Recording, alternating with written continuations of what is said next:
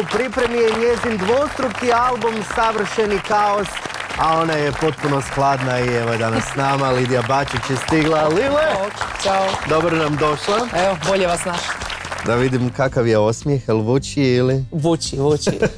Ali dobro, vuči, osmijeh je priča o prijateljstvu, o zajedništvu. Tako. I zapravo to je priča o ženskoj snazi kakve zapravo samo žena jedna drugoj može pružiti i dati. Imaš li ti to u životu u velikoj količini? Imaš li baš prave prijateljice s kojima si na dnevnoj bazi o svemu i svačemu, kako se kaže, i koji su tvoja druga obitelj?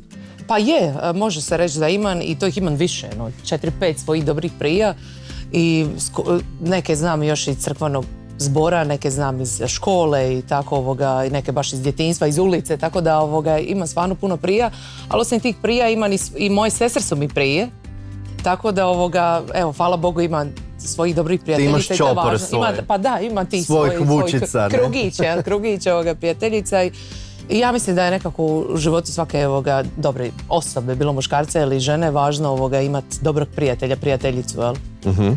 Nekako da je tu uvijek, jel, u tim teškim trenucima i u dobrim trenucima, jel da, pogotovo recimo pukle veza i onda znaš kome ćeš se žaliti nego prijateljici, jel? One znaju, one saslušaju, one mogu koliko god treba. Jesi li ti takva, jesi li ti strpljiva, znaš, ako se tvoj prije nešto dogodi, jel ti se da to slušati, jer znaš, kod tih puknuća veze i to bude u nedogled pa se stalno vrti. Ajme, da, znam to.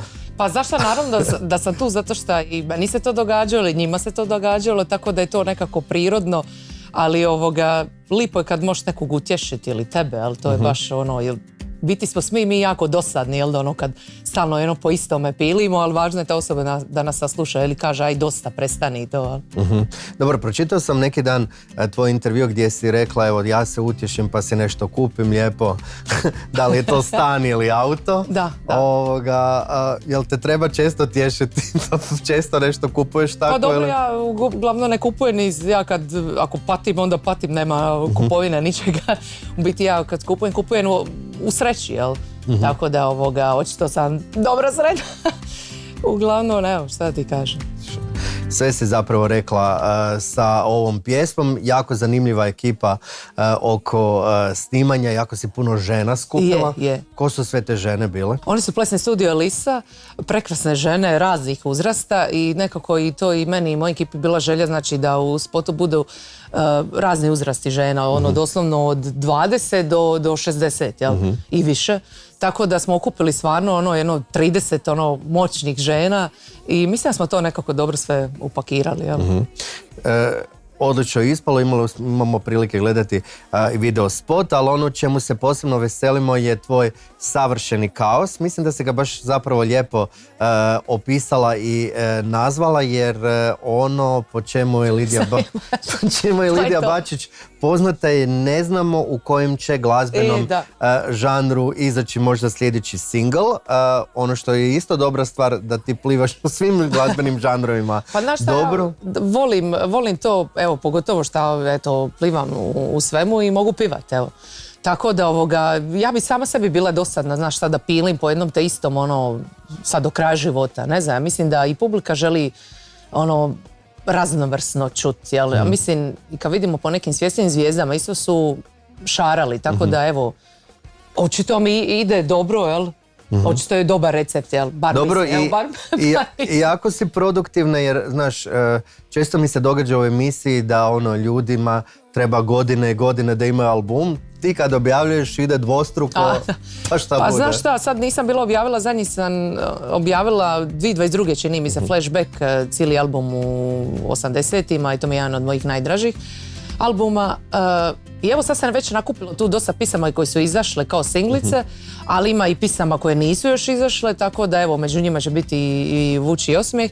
Tako da evo, nadam se da ćemo sad to brzo, mislim, imamo mi te sve pisme doslovno, a mislim da moramo možda jednu snimiti još u studiju. Tako da evo, znaš kako ti kažeš, idemo snimiti još jednu pa imamo novi 5. Da, pa znaš šta, već je trebalo i ovo izaći s albuma, onda sam i ja rekla ma ajde nek izađu ko singlovi, lako ćemo za album, mislim, na kraju krajeva i nisu više ni albumi što su nekoć bili, da je to sad dođe u dućan i sad to svi kupuju, mislim, danas je sve online, tako da ovo više, ja mislim, fizičko izdanje kad izađe za nas izvođače, da imaš opipljivo, znaš, aha, evo album, evo. Sad sam recimo nedavno bila na promociji Nine Badrić i dobila sam CD, ja bi to s guštom recimo slušala, nemam di slušati. Nemam di upaliti taj CD, ni u autu, ni kući. Jel imaš gramofon doma? Pa imala sam, ali evo sad trenutno nemam. Tako da ni to, a ima svoje ploče recimo, tako da ni to ne mogu slušati. Ali recimo što se tiče novog doba, zato mi se ne sviđa jer izgubija se taj touch fizički, znaš, meni je glazba doslovno staviš u auto govorim zato što ja dosta putujem i tam mi je najveći gušt slušat muziku, jel? Nije mi kad sam doma ili kad sam negdje, ne, doslovno volim u auto, pogotovo ako neko duže putovanje, upali nečiju novu pismu ili svoju ili cijeli album i to slušat. Evo, to se sad izgubilo, tako da doslovno nisam ti posao već sad ići googlat nekog, aha, idem čuti, jel? Volila bi više ovo da se nekako vrati, ali pošto se moda sva ta vraća, možda će se i to vratiti. Vratili su se sad ponovo kazete.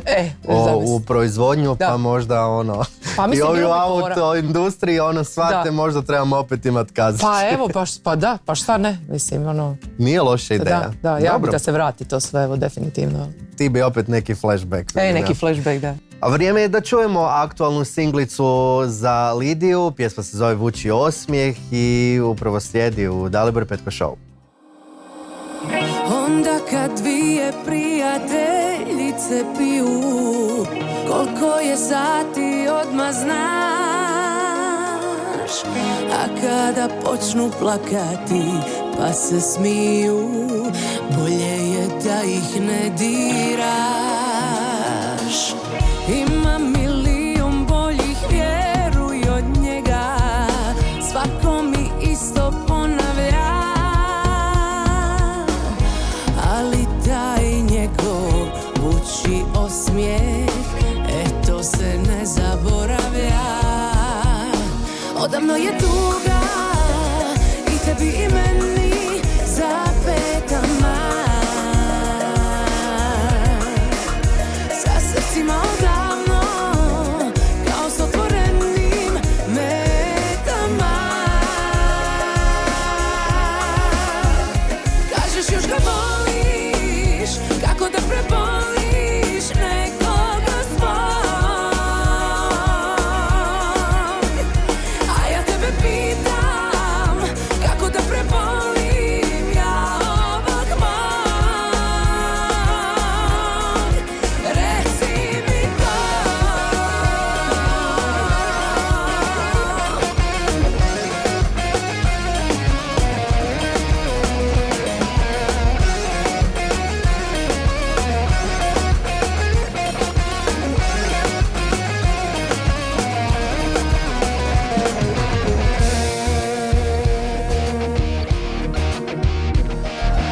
Kako nam se lopovski pod kožu zavuku, kući ćemo lagano ruku pod ruku. Odavno je tuga i tebi i meni za petama, sa srcima odavno kao s otvorenim metama.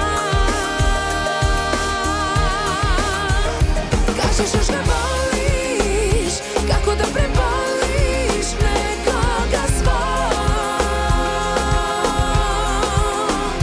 a ja tebe pitam kako da prebolim ja ovog mog. Reci mi to.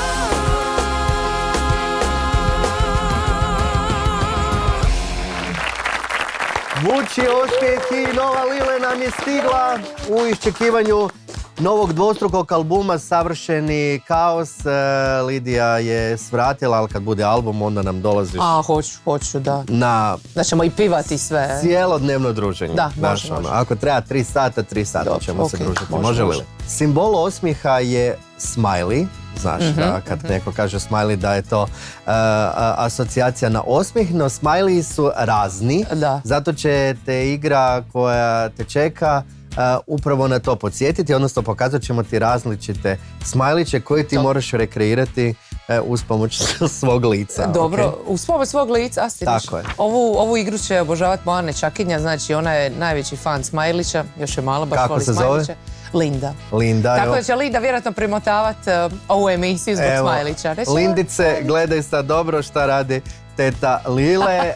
Za početak ovaj koji svi znamo. Dobro. Evo. Kako ću ga? Čekaj. Evo tako nekako, ne znam. I nasmij se, pa to je ovaj što umire od smijeha. To je ovaj kiseli kao se smije. To je LOL, ali malo sa strane. Ok, da, dobro. Dobro, idemo na sljedeći. To je to. Njami, njami, da. Dobro. Dobar je. Kako će se ovo? Namigni se. Ajme. A nije to namigivanje? A ne, ovo je i sa usnicama. Dobro. Zaljubljeni. To je taj. Dobro. A daj, kako ću to? Vidiš da ti ide. Da. Crazy. Jezik je na drugoj strani. Dobro. Zamišljeni. Dobro. Ok. Ajme, osjećam se bedasto kod da izgledam ko neki. Linda uživa, tako da. Da, ona će uživati. I za kraj. I za kraj. Oh no. Tako Lidija izgleda kad kaže Petko, imam jedan izazov ovoga. Ovo će Linda, Linda, pozdrav. Evo, vidjeli smo sva lica Smiley-a. I Smiley je sad ponosan jer ga je ovjekovječila Lile. Da. Lidija, evo, nestrpljivo čekamo tvoj novi CD, dupli. Vjerujem da će biti i na LP-u, pa će biti za sve one koji imaju gdje slušati Lidija, ali na digitalnim servisima će se naravno već mnoge pjesme moći pronaći, a ove nove koje stižu, evo, jedva ih čekamo čuti. Hvala ti što si bila danas s nama. Hvala tebi što si me zva i pozovimo opet. Lipa si, sviđa mi se da si opet... Ali ja malo sam se posvitlila, da. Znaš šta, shvatila sam nisam fan kad sam smeđa, ne sviđam se samoj sebi, nekako sam dosadnjikava sama sebi. Ipak je plavuše se bolje zabavljaju, pa ipak je to istina, da bar u mom slučaju. Mi se uvijek uz tebe dobro zabavljamo. Lidija Bačić-Lile je danas bila s nama. Ponovilo se ovo iskustvo, kratko ćemo predahnuti, a onda vas čekaju novi gosti u studiju CMC-a u kojem su ponovo s vama za koji tren.